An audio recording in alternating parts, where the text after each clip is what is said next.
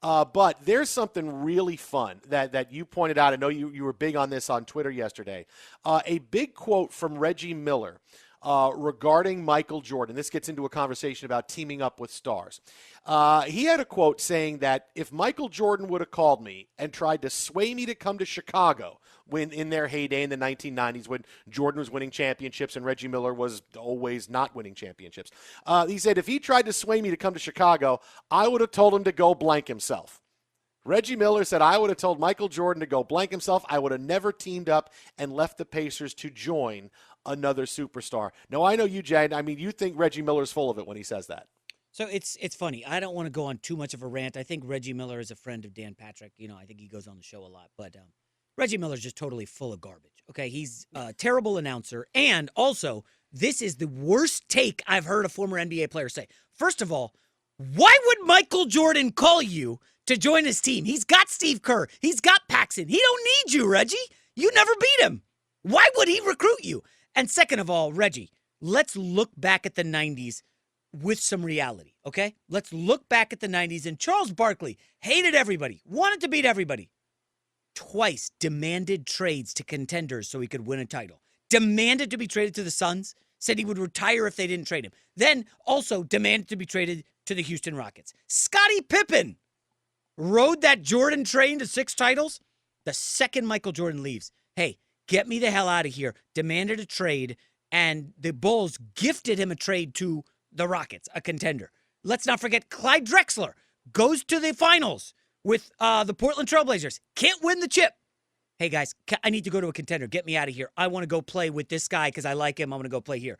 Chris Mullin, Golden State Warriors, all the good players. It's so funny, Jason, that we don't do this with any other sport.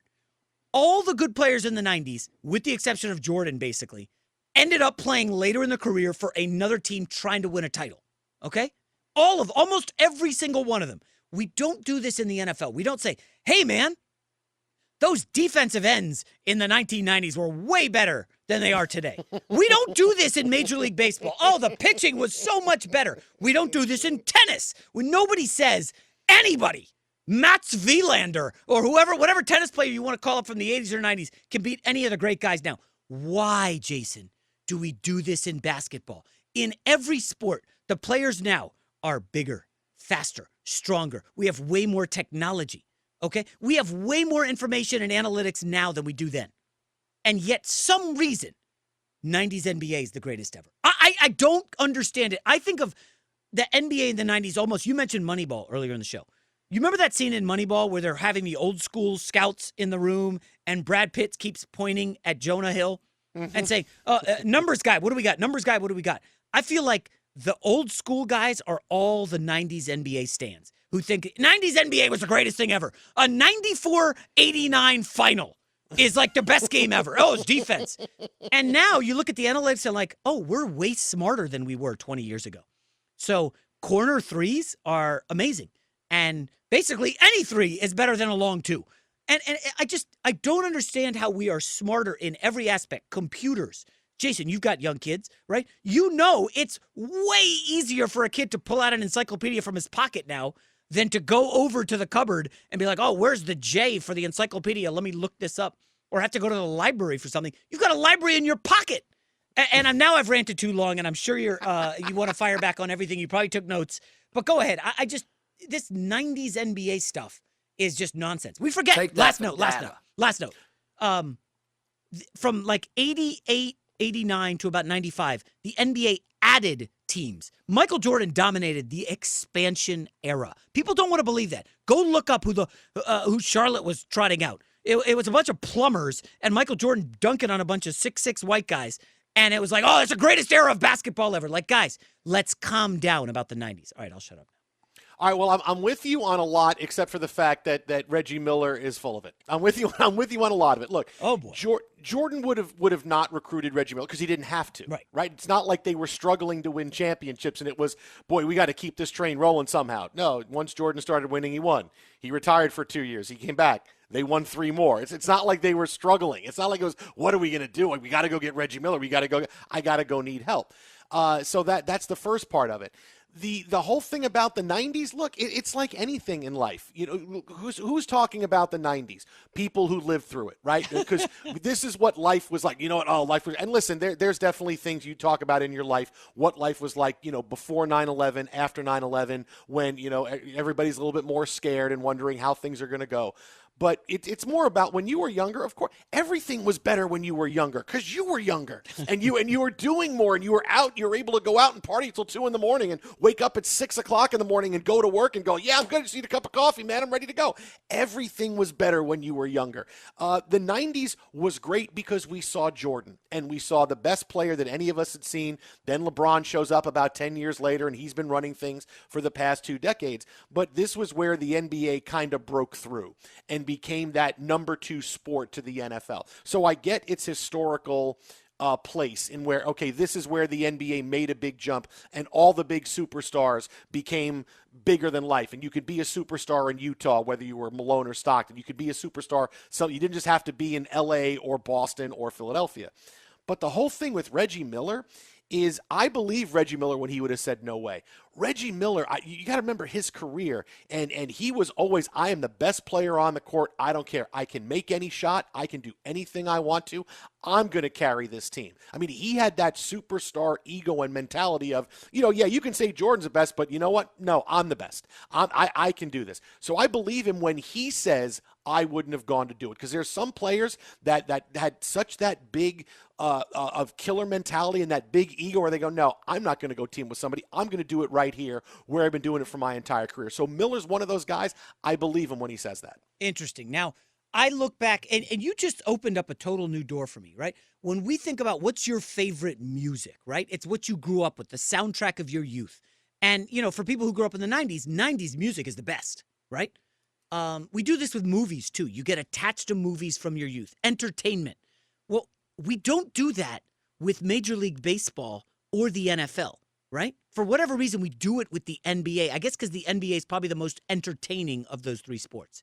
I love the NFL for gambling, for fantasy. It's only 16 games. Baseball, you know, we know it was the sport in the 70s and 80s. It's kind of faded a little bit. But basketball is entertainment, and Reggie Miller was great entertainment. The choking at, Spike Lee in the Garden. And Reggie grew up, he was in the hotbed playing in Indianapolis, right? Indiana, after Larry Bird, you know, Indiana was like the 90, was the spot in the 90s in the Midwest. That's like the heartland. People love basketball above all in Indiana. And I think, overrate Reggie Miller. I'm sorry. You said some nice things about him. Great. He averaged over 20 points for 6 seasons.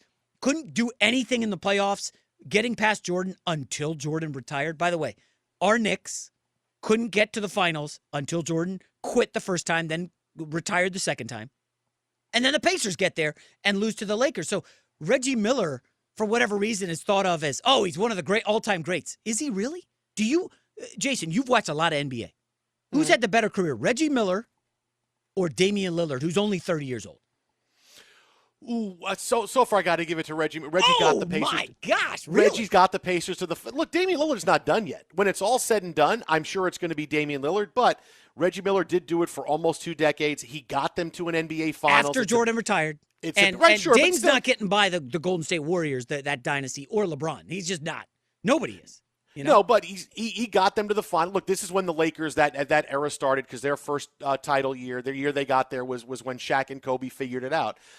So yeah, I'm gonna say Reggie Miller, but when it's all said and done, probably Damian Lillard because good players and great players elevate everybody else around them. And when you talk about who was the second best player on those Pacers teams, all right, Rick Smits.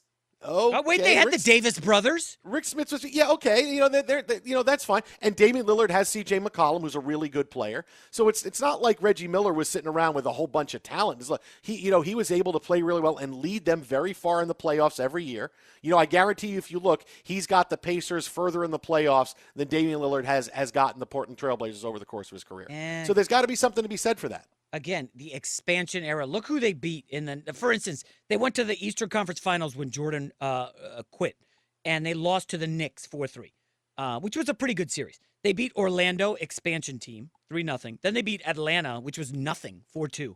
And then they lost to the Knicks 4-3. Now, that team, though, of Reggie Miller, and again, I'm not diving too deep into the Indiana Pacers here.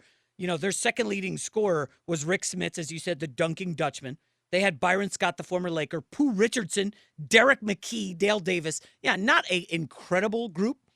I just think Damian Lillard has already passed Reggie Miller. He's won by himself 2 playoff series with shots at the buzzer to close out another team. I mean, Reggie Miller won a bunch of playoff games, but can you remember a really good team he took down? I can't. I can't do it.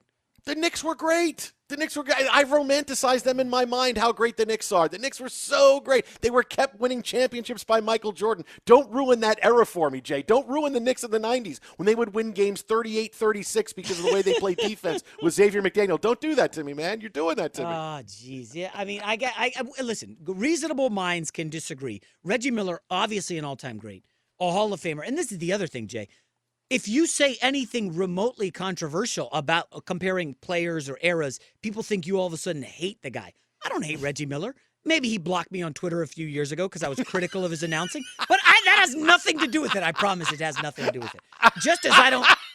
See, now he's laughing, and Lee is laughing in there in the control room. So, again, I don't dislike Odell Beckham. He did block me on social media as well. And again, that's the problem. If you want to be critical of people... And I'm not trashing them. I mean, I'm not saying like Odell Beckham has been made by the catch and he hasn't done anything. How many playoff touchdowns does he have? I'm not crushing these guys, but at some point we have to just let the facts speak for themselves, right? Like Twitter at how about a Fresca, Jason at Jason. Now R. I'm coming off as a McIntyre. hater. Come on, Smith, you need to go in on somebody because I've done too much. You were great until you said, well, he blocked me on Twitter. So, okay, there we go. No, you were. It was good. It was good right up until that point. Right up until that point. I'm not going to check social media between the break. I'm going to go back to reading this Eagles story on The Athletic. Hey, you guys got to read this story. It's crap. I mean, it is bananas what's going on with some of these teams, man.